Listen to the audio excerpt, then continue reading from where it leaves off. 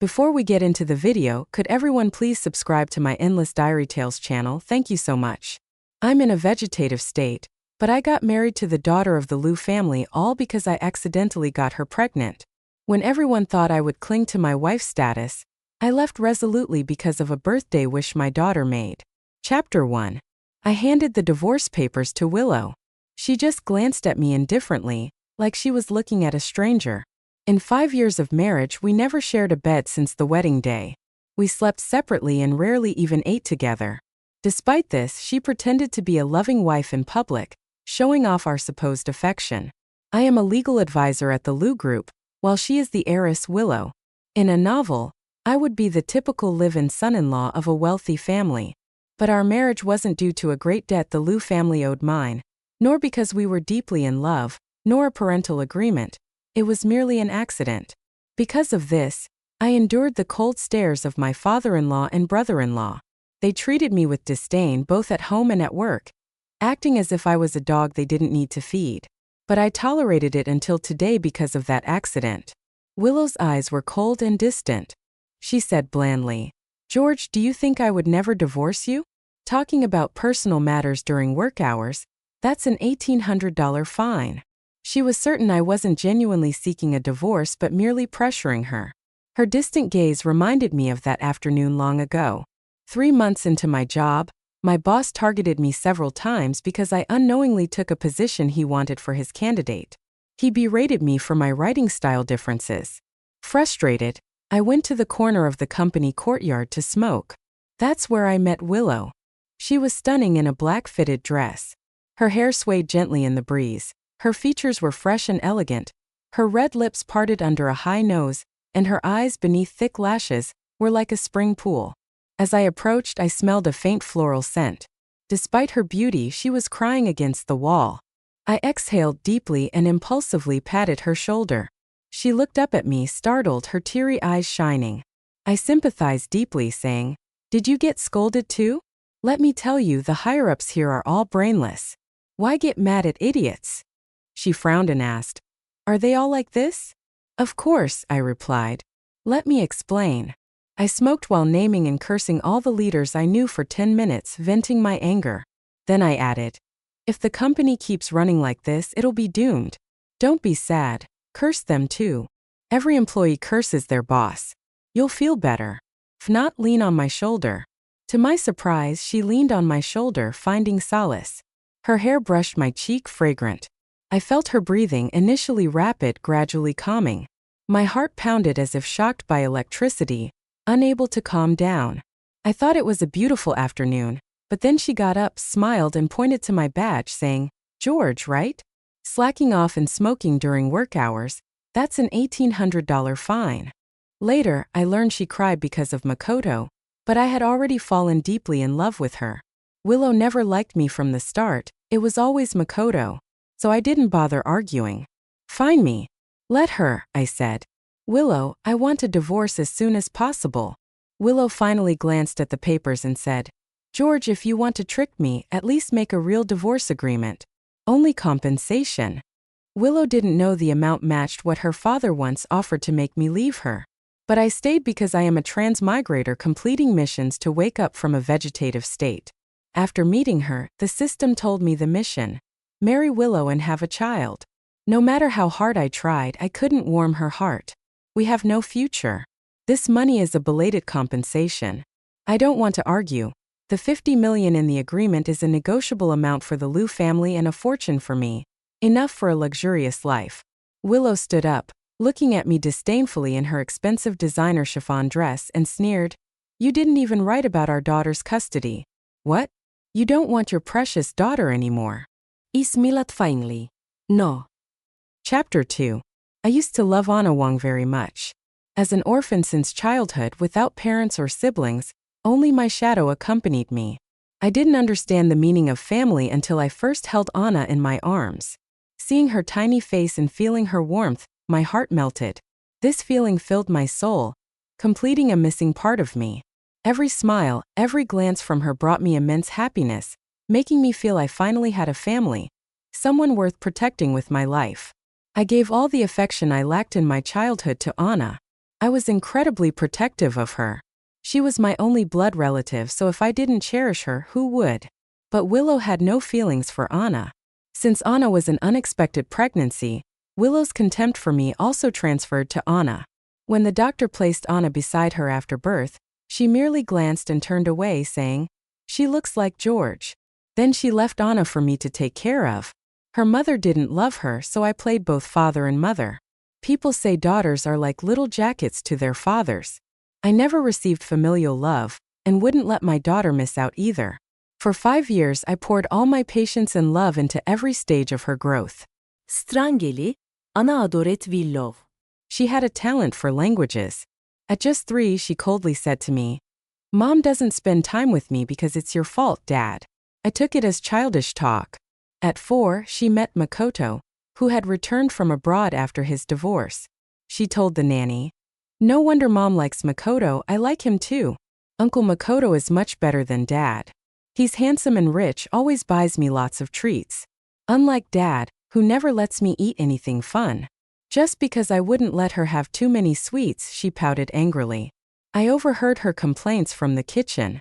Suppressing my discomfort, I gently said, "Anna, Daddy will make you new candy." Daddy made them himself. Pear and hawthorn candy, delicious and healthy. But she grabbed the candy I made and threw it into the trash can, shouting, "I don't want your garbage. I want the fancy candy Uncle Makoto brought from Italy. I want cavities." So what? Ister daher, stunt. At that moment I realized how much Willow's daughter resembled her, both unresponsive to my warmth. Especially on her 5th birthday. Both mother and daughter invited Makoto. While lighting the candles, I suddenly heard the long-absent voice of the system. "Host, long time no see. I'm back." Although others couldn't hear it, I instinctively stepped outside. "Host, your mission is complete. You have enough points to return. You can also choose to stay. After all, you have a family now. In the original world, you were all alone." As I hesitated, Anna made the decision for me. Just as I stepped back into the hall, I heard her birthday wish. Her voice was clear and loud, without any regard for me. "Can Mom and Dad divorce? I want Uncle Makoto to be my dad." Everyone was stunned. Willow just frowned slightly and said, "Make another wish." Makoto teased her. "You can't say that. Did you get your dad's permission to switch dads? You'll get a spanking." But his eyes were filled with undisguised pride. I smiled. Turning to the system, I said, "Take me home. I don't want to wait another second." Chapter 3. But the system gave me bad news. Since the central system has received too many second and third-time transmigrators, there's now a cooling-off period for leaving the system. I was stunned. The system cleared its throat and said, "Just like your human divorce cooling-off period, you need to wait." I blurted out, "Wait for what?" Damn it. The system reminded me to use civilized language, so I restrained myself and asked, "How long?" 3 years. 3 years. System, are you kidding? Wait until all the vegetables in your garden wither. The system paused for a moment and said, "Host, your insults are quite sophisticated." After 3 seconds of silence, it continued, "As compensation for my long absence, I'll increase your points by 1/3, so when you wake up from your vegetative state, your body will be completely healthy." Fine then, I'll finalize the divorce first. That's why I was standing in Willow's office. "Willow, let's get a divorce." Willow looked up, staring straight into my eyes, and asked mockingly, "George, have you forgotten? Who was the one who begged me 5 years ago to have Anna, saying if I didn't, he would die?" Those were my words. That year, Willow heard the news of Makoto's marriage. She drank all night and in her heartbreak came to me. She said, "George, look at me. Why am I not good enough for Makoto? Why did he marry someone else? If he can marry another woman, I can find another man. George, you like me, don't you? You've waited for me, right?" I nodded. We kissed passionately. That night, despite precautions, she accidentally became pregnant with Anna. Her first reaction was to have an abortion because she didn't want a child to be a burden if Makoto came back for her. The child would be an obstacle between them. But then the system spoke. "If you abort now, it means mission failure, and you know the consequences, host." I begged Willow, driven by the system and my own deep desires. I said, "If the baby dies, so will I. I swear I'll take care of both of you for life. Without my plea, Anna would never have been born. Willow didn't care about me, didn't care about Anna. She only cared about one person.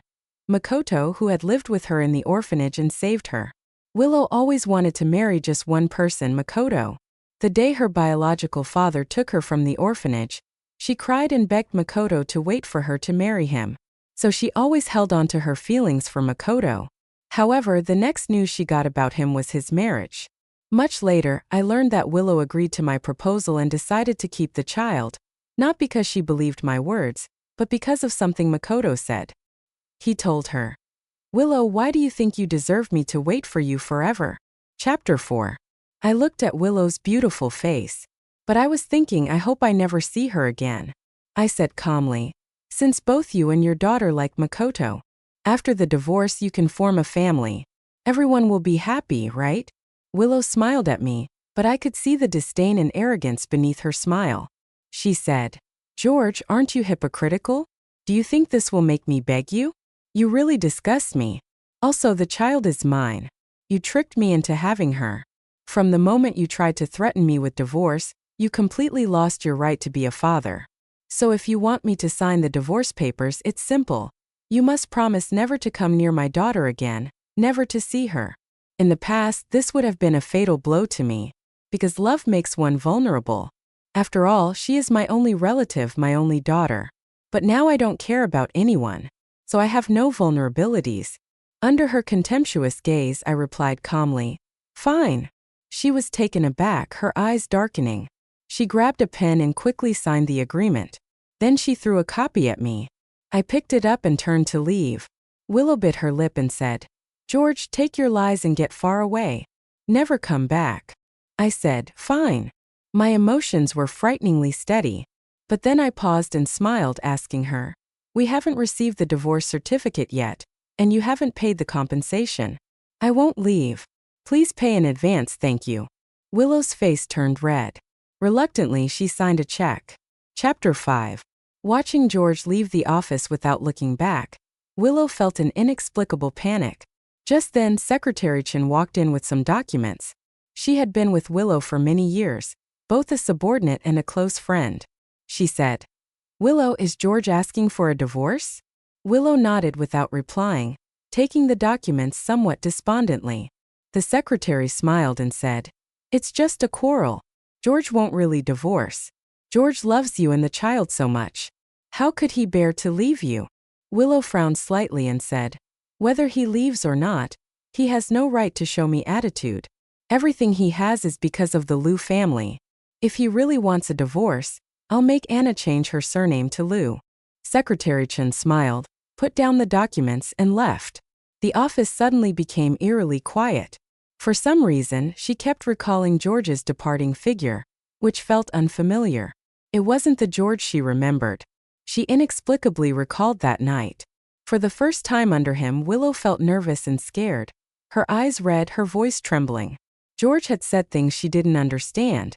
He said, "Willow, I'm not just here to conquer you. I genuinely like you.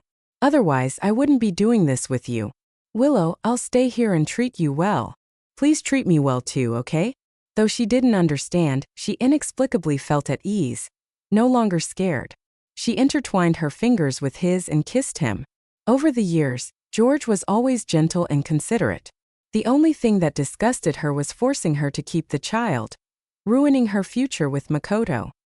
He absurdly said, "If the child is gone, the mission will fail and I won't exist." She had to retaliate against him. So for 5 years she never showed him a good face.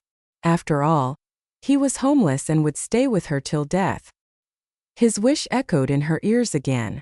"Willow, I want a cute child, the 3 of us living in a cozy home. Okay?" No. She never wanted a family. She never had one since childhood. Her father only found her to use her as a pawn in marriage alliances. Unable to marry Makoto, she married a low-level employee. But she would never follow her father's arrangements. The day George asked for a divorce, she couldn't stay at the office and went home early. "Where is George?" the nanny whispered. "Sir moved out this afternoon." Willow felt even more panicked inside but didn't show it. She just sneered. "He's quite convincing." Then she walked into her bedroom, ignoring everything else. Chapter 6. After getting the divorce agreement, I returned home. I packed a few things and was ready to leave. Anna was sitting in the living room, playing on her tablet with a candy in her mouth.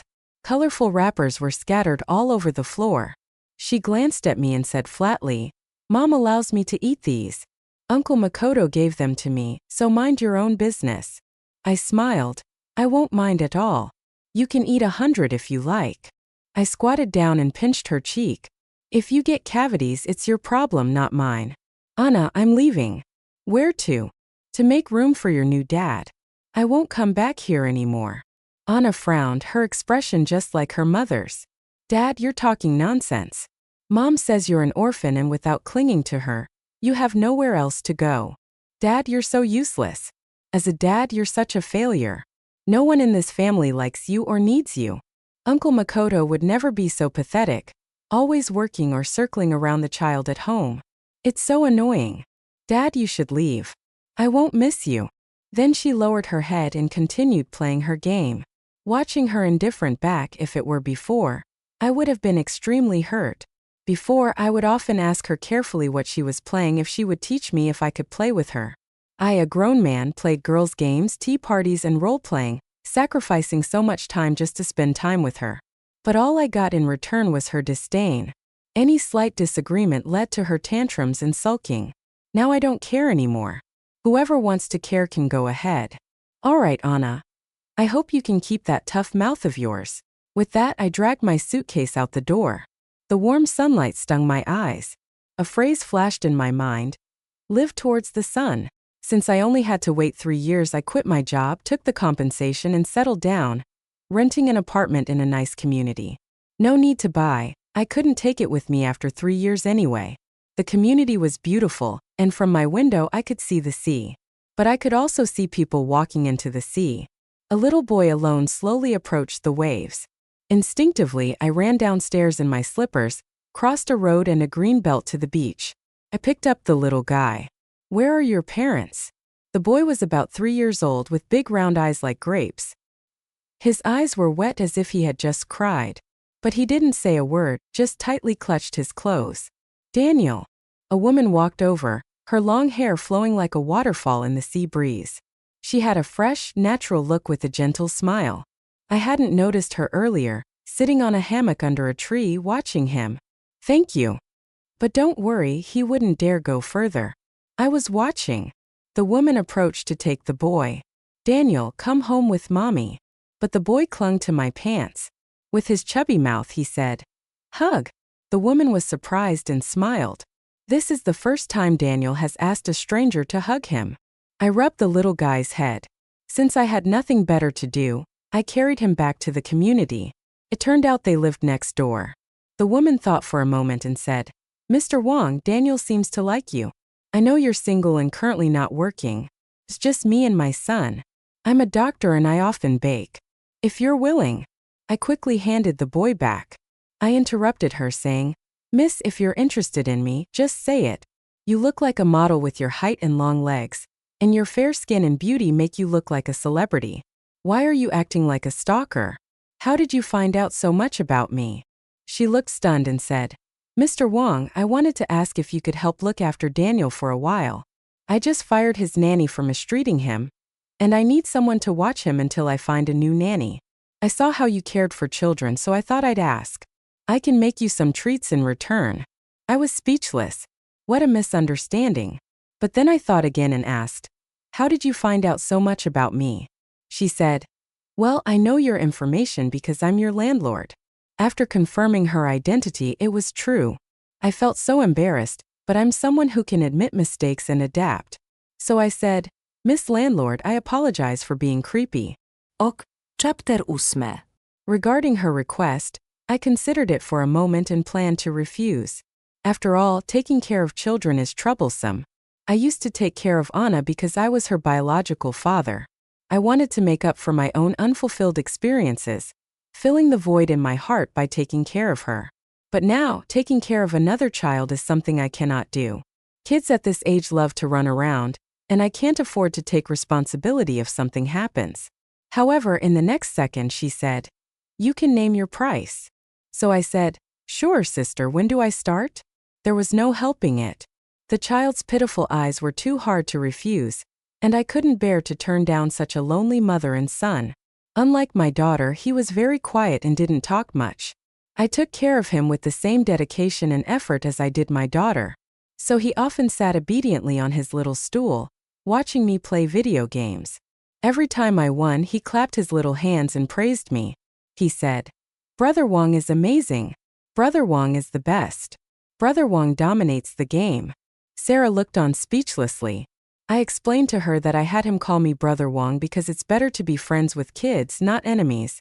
Daniel chimed in, "Brother Wong is my best friend. Mom, don't worry, I'll take care of him. You go to work." Sometimes while playing, I would zone out for a moment. Anna never did this. She always complained, "Dad, this is boring. Draw me a picture. Dad, your drawing is ugly. I don't like it. This isn't what I wanted." Then she tore up the little hamster I had spent half an hour drawing for her. Daniel, on the other hand, was a much easier child to get along with. The only strange thing about him was that he often called out for his parents in his sleep. He woke up with his eyes wet. Every time I would wipe away his tears, he would look at me embarrassed and say, "Mom always says boys shouldn't cry. Am I being silly?" And I would tell him, "Everyone gets sad, and when you're sad, you cry. If happiness doesn't distinguish between genders, neither does crying." After saying that, I would give him a pear and hawthorn lollipop I made. He would put it in his mouth, and his eyes would squint into crescent moons with satisfaction. He would give me a fruity kiss when his mom, Sarah, came home from work. He would show off, "Mom, Brother Wong's candy is much better than yours." Sometimes he would be reluctant to finish it all at once, taking small bites slowly. I laughed, "Eat up, Daniel. If you like it, I'll make more. But don't forget to brush your teeth." The things Anna despised were treasures to someone else. Before the divorce, my life revolved around Anna. Even with a nanny at home, I would worry every half hour at work about whether Anna had hurt herself. Maybe it was because I had Daniel's company. During these days apart, I rarely thought about Anna or anything related to Willow. Instead, the butler contacted me several times. "Miss Anna isn't used to sleeping without your bedtime stories. She'll get used to it. Miss Anna has a toothache. Will you come back to be with her?" "No, I'm not a dentist." Chapter 9. A few days later, I unexpectedly ran into Anna. Sarah went out of town for a conference and asked me to pick up and drop off Daniel for a few days. But I overlooked the fact that Daniel's new kindergarten was the same as Anna's. I carried Daniel out of the car and just dropped him off. Then I ran into Anna. Willow, with a cold expression, was still sitting in the car. Anna opened her mouth wanting to call out, "Dad," but the words stuck in her throat. Even though we were divorced, she was still my daughter, a familiar face. So I greeted her, "Hey, Anna." But she didn't respond, running into the classroom like an angry pufferfish. The woman in the car, my ex-wife Willow, was also a familiar face. But I had no intention of greeting her. Unexpectedly, she spoke first. "George, didn't you firmly agree not to see Anna anymore? It's only been a few days and you can't hold back." I laughed angrily and said, "Are you crazy? Does your family own this kindergarten? You can come, but I can't? As if I wanted to see you. Why don't you just transfer her to another school tomorrow?" I couldn't be bothered with her. Willow scoffed behind me. "George, keep pretending." Chapter 10. George had been away for over a month. Willow didn't understand. Such an ordinary man, a substitute, someone dispensable. Why did the house feel so empty without him? Anna often cried. She clung to the housekeeper, asking, "When will Dad come home?" She couldn't quite figure out her feelings for Anna. Maybe it was because she was abandoned by a garbage dump as a child, so she didn't know how to be a mother to a child. "Stop crying. You look ugly when you cry." Anna hiccuped through her tears. "Mom, can you tell me a bedtime story?" "No, you don't have to sleep if you don't want to." Anna was taken aback. In the end, Willow sat by Anna's little bed and told her a story. The more Willow read, the more frustrated she felt. She should be getting her beauty sleep. Why was she sitting here reading a children's book? With a snap, she closed the book. "Lights off, sleep or don't, I don't care." Anyway, she wasn't going to keep reading. Anna pouted but reluctantly slid under the covers. For the first time, Willow felt a bit unsettled since George left. This frustration stayed with her until she saw him at Anna's kindergarten a few days later. The annoyance in her heart seemed to lessen a bit. She thought, how could he leave his daughter? She was his only family. And he purposely picked the rare time she brought Anna to school.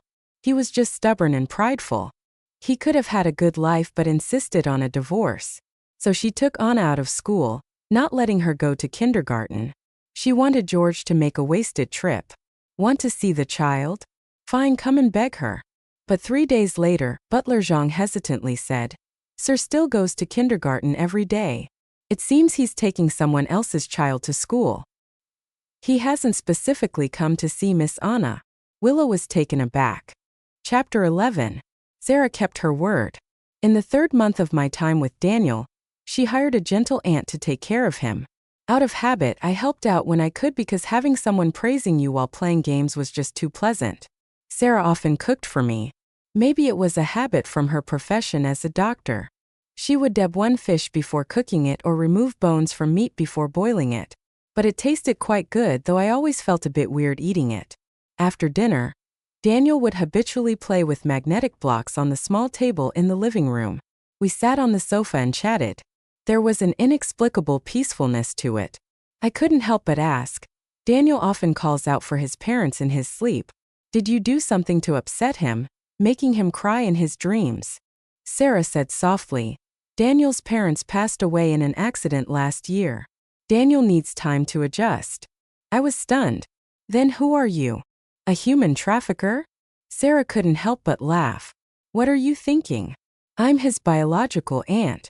After my brother passed away, I adopted him and raised him as my son to avoid people's strange looks outside. I patted her. You're really kind. Sarah suddenly leaned in close, her legs almost pressed against my hand.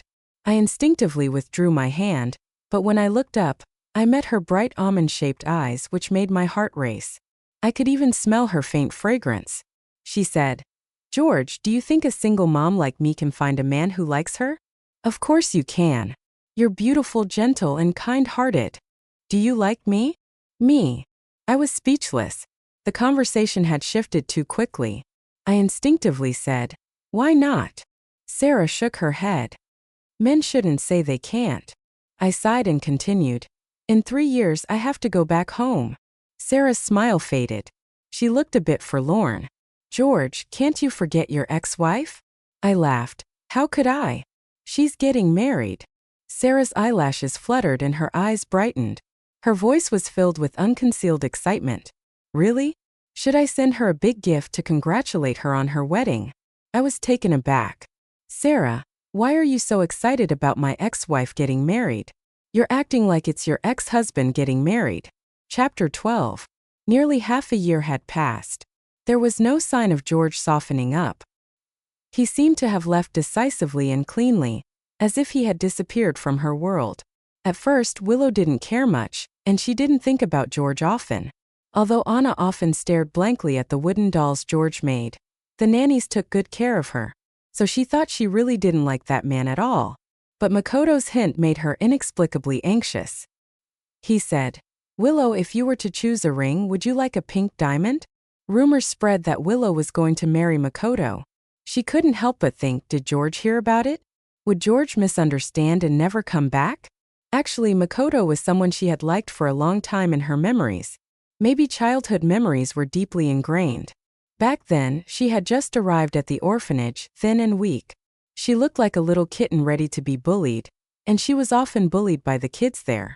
One day, she was beaten badly. Makoto called the headmaster, and a group of kids scattered. Makoto handed her a piece of fruit candy with a smile. Here, it's very sweet. Yes, it was very sweet, the sweetest candy she had ever had as a child. She never doubted that Makoto was the person she loved the most. But a corner of her heart was subtly dissenting. For instance, she was inexplicably driven to visit George's place unexpectedly. She watched George, a pretty woman, and a lively little boy walk into the community with smiles. She recognized the woman.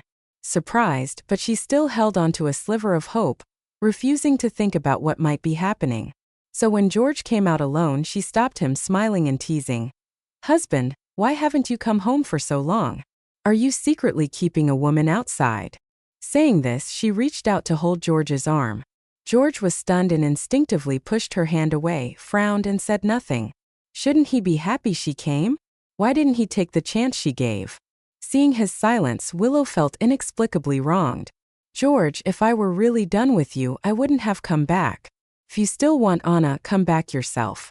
Otherwise, if I accept Makoto's proposal, you won't have another chance." George's expression was as calm as when he asked for a divorce in her office half a year ago. "Congratulations, Miss Liu."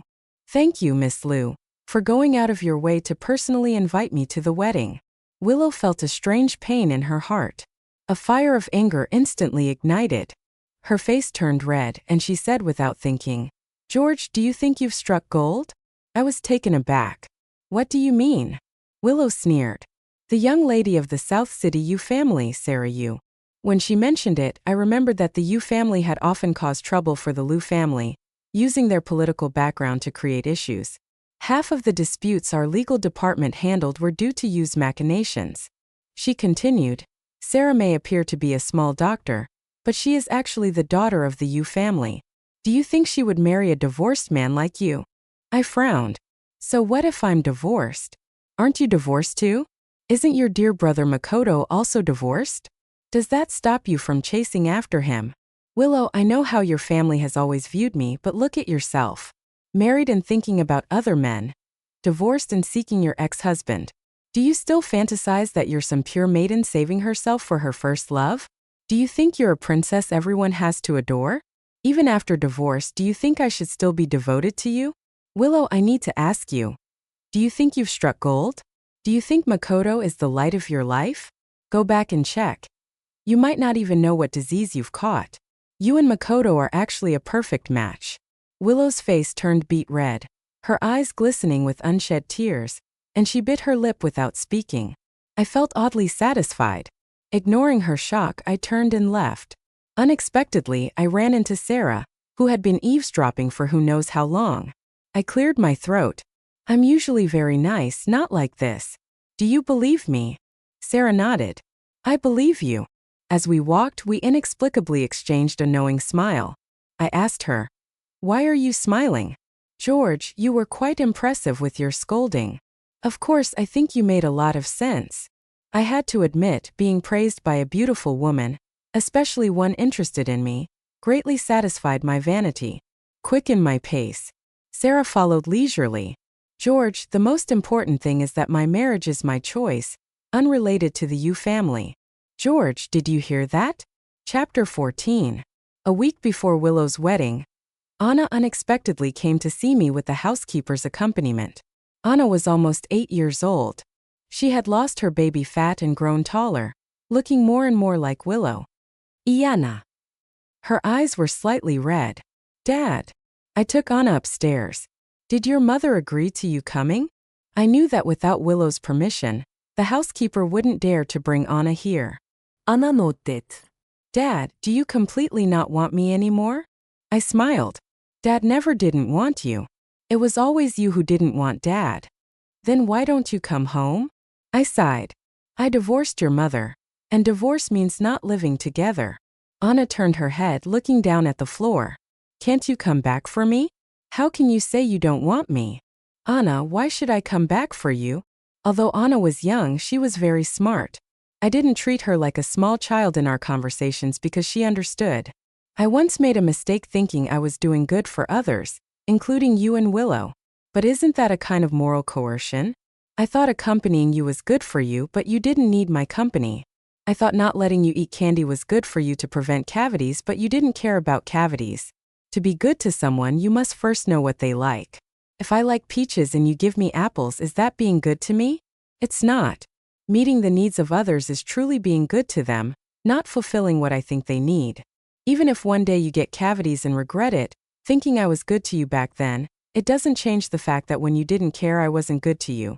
So a person must first understand what they want to understand what others want. I have to live for myself first before I can care for others. Otherwise, it's just self-sacrificing sentimentalism. Compared to your interests, I now care more about my interests. What good does it do me to be good to you? Why wouldn't I be good to those who are good to me? So I won't come back because of you. If you need child support, have your mother contact my lawyer. Anna seemed to understand a bit, lowering her head in frustration and staying silent. A knock suddenly came at the door. When I opened it, a small shadow shot into my arms. Wong, I want some pear candy. Daniel saw Anna and blinked. Wong, is this beautiful girl your daughter? I nodded with a smile. Daniel grabbed a handful of pear candy from the table and handed it to Anna. Sister, eat this. Wong makes it really well. It's healthy and delicious. Much better than the fancy candies you buy outside. Anna took the candy and suddenly started crying. Dad, I'm sorry. I knew she remembered throwing away the candy I made with my own hands as garbage. Sometimes things thrown away by hand are hard to retrieve. Love to. Chapter 15. Willow married Makoto. The wedding was unprecedentedly grand and luxurious, trending on South City's hot search. In the pictures, Makoto was beaming with joy, but Willow's smile was forced. Anna, dressed in an exquisite little dress as the flower girl, wore an expression identical to her mother's. However, the birthday wish she made when she was 5 finally came true. I can only say, daughter, you must face the wishes you make yourself. Strangely enough, Willow's wedding made Sarah and Daniel the happiest. The mother and son insisted on taking me to the villa for a vacation. George, there's a beautiful starry sky over there. And we can set off fireworks. Daniel happily spun in circles. I love watching fireworks the most. Seeing Daniel gradually emerge from the shadow of losing his parents and becoming happier day by day made me quite happy as well. Under the night sky, we ate hot pot and sliced watermelon. The stars in the sky were countless. Fireflies with their glowing tails flew around, and frogs croaked in the nearby pond. This was the kind of life I wanted.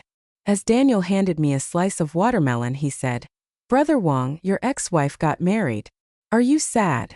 I nearly choked on the watermelon. Who told you to ask that? Mom didn't tell me to ask. I asked myself. Sarah's slender body trembled slightly. Brother Wong, don't be sad. You still have us. Even if that pretty sister calls someone else dad, you still have me. Can I be your son? From now on, I'll call you Brother Wong and you can call me son. How about that? I scratched my head, thinking it didn't sound too bad. I pinched his chubby little face and said, What else do you want to say? Just say it all at once. Daniel cleared his throat like an adult. If you think having me as your son isn't enough, I'll give you my mom as your wife. This time my hand shook a bit. This kid is something else. Daniel, worried the scene wasn't awkward enough, loudly asked Sarah, who seemed busy watering the flowers but was actually pouring water all over the ground. Right, Mom? Can you do this job? Can you be Brother Wong's wife? Sarah softly replied with a hum. But her ears turned slightly red. Then she looked up at the sky, at Daniel, at the trees and flowers, but didn't dare look at me. Daniel jumped up happily, running around Sarah and shouting, Mom, you're my sister-in-law now. I have a dad again. Chapter 16. Happy times always seem to have an accelerator. 3 years passed in a flash. To be honest, the 3 years after the divorce were quite enjoyable for me. The only regret I had was, why didn't I divorce Willow sooner? Host, on the 3rd of next month at 1600 hours, the procedure will start. Stay or leave? The system seemed surprised at my answer. Are you sure you want to leave? Chapter 17. Willow couldn't tell if she married Makoto because she liked him more or if it was to spite George. Married life was very plain. Nothing changed, yet everything changed. She inexplicably developed a habit of going to bars and drinking until she didn't come home at night. A few glasses of strong liquor numbed her nerves and made her feel alive. Otherwise, when sober, she always felt the lingering presence of George's shadow at home. It's really strange. How can I still see George when I'm drunk? The voice was cold, nothing like the gentle and considerate George. I'm Makoto, of course. I'm not George. Willow, if you have George in your heart, why did you marry me? The alcohol gave her a splitting headache, making it impossible to think clearly about this question. Does she have George in her heart? No, right? She had always been indifferent to George, thinking he was dispensable. Did she? She vaguely remembered when Makoto got married abroad. She was only slightly sad and didn't repeatedly regret why she didn't pursue him abroad sooner. But after divorcing George, it was like cutting flesh with a dull knife, never feeling a bit of pain until now, where the pain was repeatedly tearing. She also wanted a warm little home. Before, she stubbornly thought she didn't need it. Makoto, do you want a divorce? The days of constant arguing and cursing were exhausting. He must be tired too. It turns out not loving someone is such an exhausting thing. Makoto gritted his teeth, his eyes bloodshot, and said, Willow, you insisted on marrying me. I will never let you go, even if I die. We'll just torture each other for the rest of our lives. No one should expect to have a good time. Makoto stormed out, slamming the door. Willow saw Anna across from the study, closing the door with a blank expression. Is this still a home? Like 3 strangers living together. She hysterically pushed the wine glass on the table to the ground, and it shattered upon impact. Broken is broken. Can't be whole again. George, I thought you would choose to stay. Chapter 18. The night before leaving, I couldn't sleep. It felt a lot like the night before my first long trip as a child. I had told Anna and Daniel about my departure. Anna's expression was indifferent. Only when I mentioned I was leaving did her eyes redden. Dad, I can't keep you here. You live for yourself first, and I respect your decision. Anna, thank you for understanding. We are, after all, father and daughter. There's no deep hatred, but we're not close either. The bond of blood can't be severed. This distant mutual respect feels appropriate. Daniel's eyes were red from crying, yet he still tried to act magnanimous. Wang, I'm okay. If you want to go home, go ahead. But you must think of me up there. Boo-hoo. I wiped his tears, speechless. You talk as if I'm gone forever. I'm just going home, buddy. Don't cry so much. Daniel pouted. My mom is also secretly crying. I paused. I hadn't seen her in over a week. I heard the hospital has been very busy, and she barely has time to sleep. I thought about it and decided to see her one last time. Chapter 19. I had never seen the hospital so chaotic. Blood splattered across the entire wall. A group of doctors and nurses rushed the patient towards the operating room. I glimpsed the patient lying down wearing a white coat. My pupils constricted. Who was that patient? I couldn't get through, but someone told me. A middle-aged patient attacked a doctor and then jumped to his death. The doctor who was stabbed, Dr. Lin, is a person of integrity and highly skilled. It's really heartbreaking. My heart was racing. I had met Dr. Lin before, Sarah's colleague and good friend, a gentle and kind doctor. I heard a few accusing voices from some patients' family members. That Sarah is so cold-hearted. She didn't save Dr. Lin. She saved the murderer instead. Maybe she's jealous that Dr. Lin is more skilled. They didn't understand anything. Sarah isn't like that. I had no energy to argue with them, anxiously waiting for the surgery results. The operating room doors opened. 2 pieces of good news came out. Dr. Lin is saved. No life-threatening injuries. It's a medical miracle. The murderer was also saved by Sarah. I finally breathed a sigh of relief. Now I had the energy to address those ignorant family members. Do you think this is a free market where you can buy and sell freedom? Is it up to the hospital to decide who saves whom? If the hospital refused to save the murderer, who would be responsible if he died? The hospital assigned a doctor to save him. Could the doctor refuse? If the murderer died because the doctor refused to save him, who would be responsible? It's easy for you to criticize, but why didn't you stop the doctors from saving him? Why didn't you use violence to stop them? Were you afraid of taking responsibility? Those people turned red and stayed silent. I turned around and found Sarah eavesdropping again. She looked exhausted but smiled brightly. George, thank you for defending me. Otherwise, I would have been unjustly accused. In a secluded place, she quietly asked me, You came to see me to tell me that you're not leaving tomorrow, right? I knew she was talking about leaving the system. I smiled and said, Sorry, but I am leaving tomorrow. Chapter 20. Today is Makoto's birthday, and he extravagantly invited numerous young models to the villa for a lavish party. He indulged himself surrounded by beauties while Willow just let him be. Since she didn't care, it didn't matter to her. Yesterday, Anna told the housekeeper she was going out to see George. Willow let her go. Anna now talks more to the housekeeper than to Willow. Today, unexpectedly, Anna knocked on Willow's door. Her eyes were red as if she had just cried. Willow frowned. Haven't I told you girls look ugly when they cry? Crying yesterday and today again. Anna's voice was low. Dad is leaving today, going back to his home and never coming back. After saying this, Anna left. Willow sat there for a long time before she regained her senses. Her heart was inexplicably flustered. She felt that George was serious, that his system was taking him back. Now she even believed he had a system. Willow grabbed the car keys from the table and rushed downstairs. Just as she opened the door, Makoto was standing outside. He walked in and slammed the door shut. He slapped Willow hard. After the slap, he grabbed Willow's face and cursed. Willow, have you ever considered my feelings? You've completely humiliated me. Thinking about your ex while with me and thinking about me while with your ex. Have you no shame? You're really despicable. Seeing you like this makes me sick. Do you still have any semblance of a mother or wife? Who are you pretending to be so emotional for? Willow didn't retort. At this point, she couldn't argue back. She didn't want to think about or couldn't think about what Makoto said. She only felt a burning pain on her face, tears welling up but refusing to fall. She felt anxious, like time was slipping away. But Makoto stood firmly against the door. She pulled, pushed, shouted, and made a scene, ruining most of her makeup. She screamed, "Move! Get out of the way! Go away!" But no matter what she did, she couldn't push him away. Finally, she stepped back, standing by the window, and sneered at Makoto. Makoto, did you ever consider my feelings with the things you did? Secretary-chan, Alicia, Sophia, you could find anyone. Why did you have to go after my friends?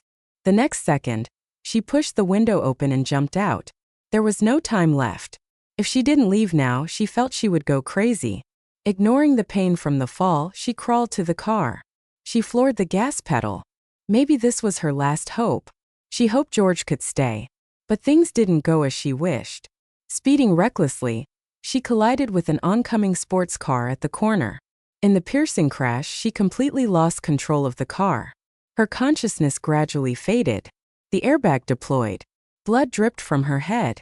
One leg was stuck under the seat, probably useless now. This was the first time Willow cried since the divorce. She cried like a child. She knew she had no more chances. No chance to keep George. Chapter 21. Today is the day I was supposed to leave. But I didn't leave and no one knows. I finally found Sarah and her son.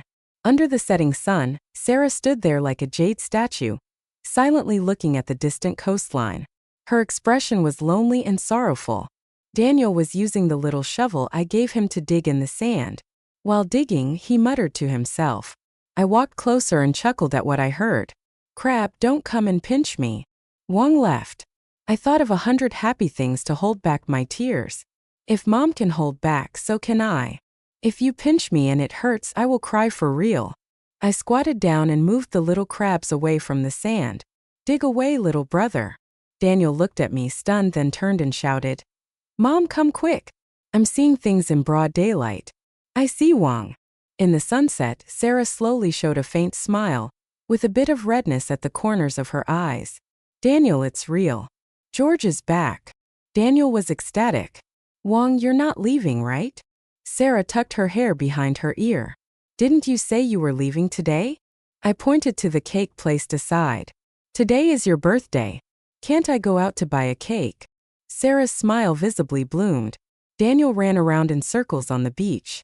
The waves chased his little feet, making joyful splashes. Sarah's eyes sparkled. It wouldn't be because of us that you delayed going home, right? That wouldn't be proper. I smiled. Sarah, you're being a little pretentious coquette.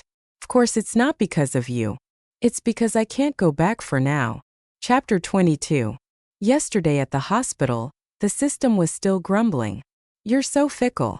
Last month you said you wanted to leave and now you want to stay. System, can you help me out?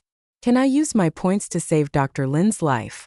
The system had told me that Dr. Lin originally couldn't be saved and would have died. Sure, host, but once confirmed, your points will be reset to 0 and you'll have nothing left. You won't be able to go home. It's okay, system. I'll earn more. If that's not enough, I can borrow some of your points. The system was furious. You audacious rascal. Stop thinking about using my points. I'm a stingy and selfish system. No, you're a kind system. I knew there wasn't really a 3-year cooldown period. The system had made it up. The central system wouldn't set such ridiculous rules. The system wanted me to be happy more than anyone else.